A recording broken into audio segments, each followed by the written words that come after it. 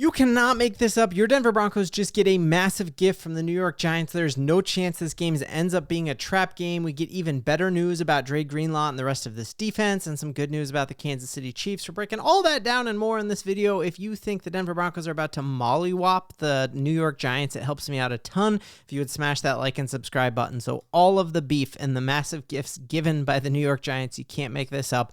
Started with Jonathon Cooper being asked about Jaxon Dart. He goes out of his way to praise him and talk about his confidence and how he's out there acting very confident in himself, and he's dancing and he's wearing chains and he's got a lot of swag to him. It was meant as a compliment. Well, the entire New York Giants franchise and their fan base use that to completely come after the Denver Broncos and hold nothing back. It got absolutely wild last night on Twitter, not just by like delusional Giants fans, but by their actual players. You have Kayvon Thibodeau coming out being like, all right, we're about to show you, tweeting multiple gifts here and not acting like this was a 4-win team last year. You got the second pick in last year's NFL draft. You are a joke of a franchise, and you have gotten hot under a couple of rookies who nobody had film on yet. And you just took any chance of you winning this game is down the toilet now. Like, this game very much could have been a trap game where the Broncos were not hyped up from it. We just got back from London. The week before that, we were in Philly. They could have been tired and looked past you being a 2-win team with a couple of fluky wins that you probably didn't deserve. And you just took any chance of a trap game completely off the table. It gets way worse than that. Jaxon Dart comes out and responds to that comment, said, it means a lot to me. I appreciate him following my touchdown dances. Like, Jonathon Cooper had a ton of sacks last year, and like Jonathon Cooper is gunning for this team now, and you just took this any chance of this being a trap game off the table. Huge gift to the Broncos. It gets even worse that on their flagship radio station, W Fan, they came out and were like, hey, the Broncos haven't even done anything yet. I think Jaxon Dart is the best quarterback they've played yet. You were talking about a quarterback who barely throws, and he's throwing to Lil Jordan Humphreys, a guy who couldn't even make our practice squad, and you're saying he's better than Daniel Jones, who was on your team the year before, and you cut, and he immediately becomes an MVP candidate for another team, kind of exactly like what Saquon Barkley did the year after he left your team, and you're coming out and saying he's better than two frontrunners for the MVP in Justin Herbert and Daniel Jones. It is just wild. Then one of their beat reporters came out and said, in the Giants locker room, they all have seen the comments online, and they plan on coming out and embarrassing this team. This team who in their 2 losses didn't trail in the fourth quarter, a team who very well could be tied for first place in the AFC if you don't have a bogus leveraging call. The disrespect is absolutely wild. It bubbled all the way up, and Brian Daboll, their head coach, who is going to be fired as soon as the Giants lose out the rest of this year, which they're definitely going to do, he came out and said, he tried to ignore all the comments. The biggest thing is we go out there and play well on Sunday.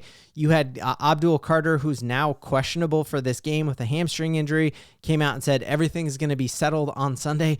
Like, the fact that they took the Broncos intensity that was a ho-hum game, a game we all had just penciled in as a win, and they took any chance of a trap game off of the table, and you really could not have things any better.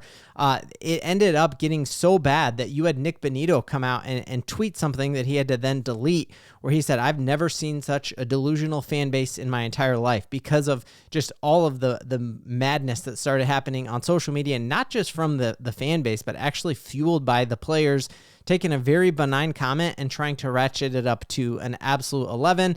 And then he actually slid in the DMs of one of the a Giants fan, and she DM'd him and said, hey, we saw your tweet about the delusional fan base, which you deleted. And he said, yep, BTA, belts to ass on Sunday. We are going to beat these clowns so hard.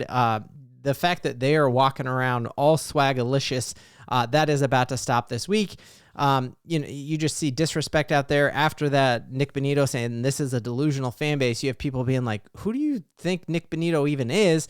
Nick Bonitto is the front runner for the defensive player of the year. He was the AFC West, or the AFC defensive player of the week 2 weeks ago. And then we had Jonathon Cooper as the AFC defensive player of the week last week. And we got the best cornerback in football in Pat Surtain. So like they don't know what they're coming to you, what they just ginned up in Broncos country, and it really is fantastic. Shout out Troy Rank. I think he has a fantastic point here that the swag put on display by Jaxon Dart and Cam Skateboo just reminds me a lot of Drew Lock, where they start feeling their oats and like they have a little success before teams have any clue how to game plan for them and are really just running vanilla sets out there. And then once the league catches up to you, they catch up to you very quickly. And that is about to happen as Vance Joseph has a whole week here now and bulletin board material to begin planning for them. And I'm very, very excited about it. And really, you take a nice compliment from Jonathon Cooper and you spin it into this. And I just think it's a phenomenal thing here. In addition to that, like if that bulletin board material were not a gift enough for the Broncos to ratchet things up, we also have the biggest return of Broncos alumni ever recorded before. It sounds like there's going to be about 40 former Demaryius Thomas players and teammates in attendance for this game, including like most of the no-fly zone. Peyton Manning's going to be in the house. This is going to be a raucous crowd. Broncos fans are fired up and don't like the disrespect that happened. And so it's going to be one of the loudest we've ever heard Mile High. And then, knowing that you're honoring the late, great Demaryius Thomas, I expect a massive game from Cortland Sutton, who had a chance to learn from and be mentored by Demaryius Thomas, and I can hardly wait for that.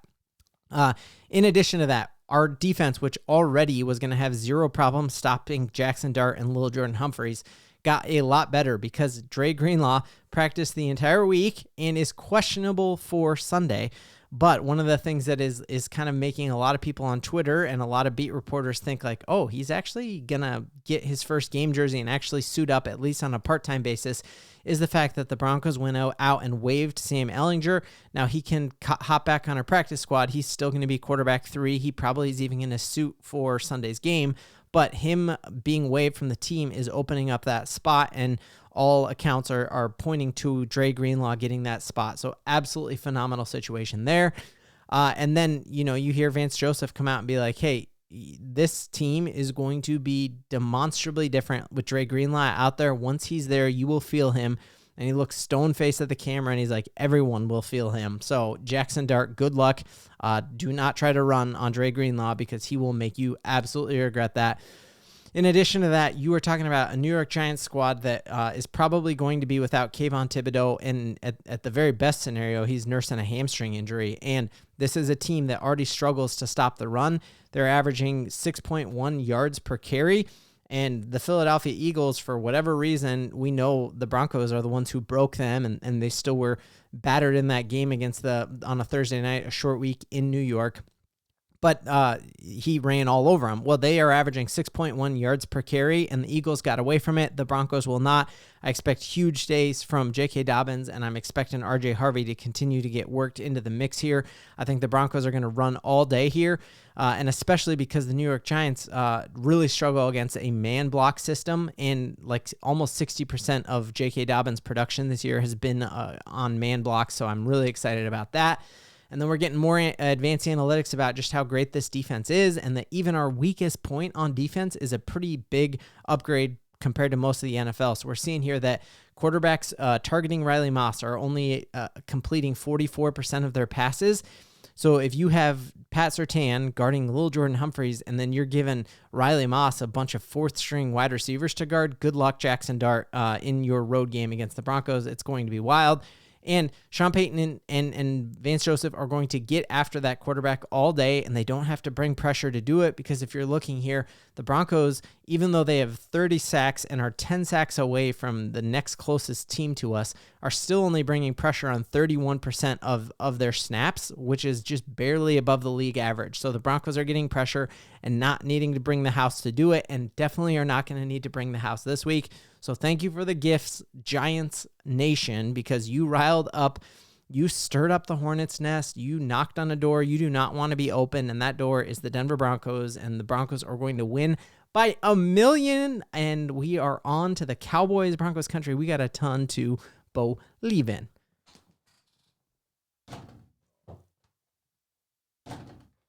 Ball don't lie.